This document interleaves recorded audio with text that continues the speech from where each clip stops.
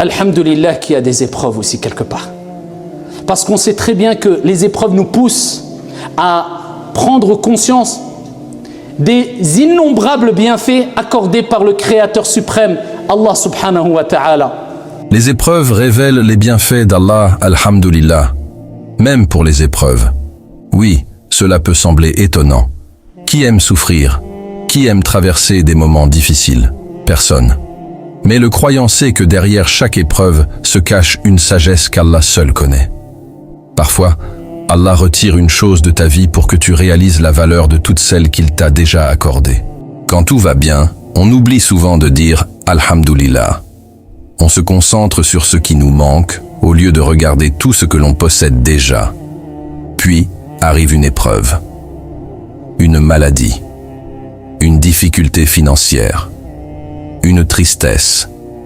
Et soudain, on réalise que respirer sans douleur était un immense bienfait, que marcher était un cadeau, que dormir paisiblement était une faveur, que voir, entendre, parler, manger, avoir une famille, un toit et la sécurité étaient des trésors qu'on ne remarquait même plus.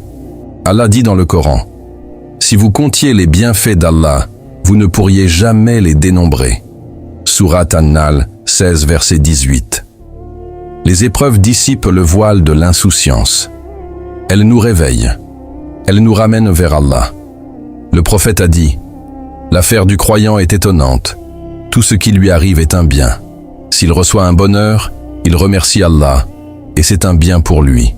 Et s'il est touché par une épreuve, il patiente, et c'est un bien pour lui. » Rapporté par Muslim. Voilà pourquoi le croyant ne voit pas l'épreuve comme une punition systématique, mais comme une occasion de se rapprocher de son Seigneur. Lorsque le brouillard de l'épreuve se dissipe, on découvre une lumière immense, celle des innombrables bienfaits qu'Allah nous accordait chaque jour sans que nous en soyons conscients. Alors, aujourd'hui, prends quelques instants, regarde autour de toi. Ton cœur bat sans que tu lui ordonnes. Tes poumons respirent, tes yeux voient. Tu peux encore te repentir, prier et dire « Alhamdulillah ». Et peut-être que le plus grand bienfait n'est pas que ton épreuve disparaisse, mais qu'elle t'ait permis de retrouver le chemin d'Allah. Qu'Allah nous accorde des cœurs reconnaissants, une patience sincère dans les épreuves et fasse de chacune de nos difficultés une cause de rapprochement vers lui.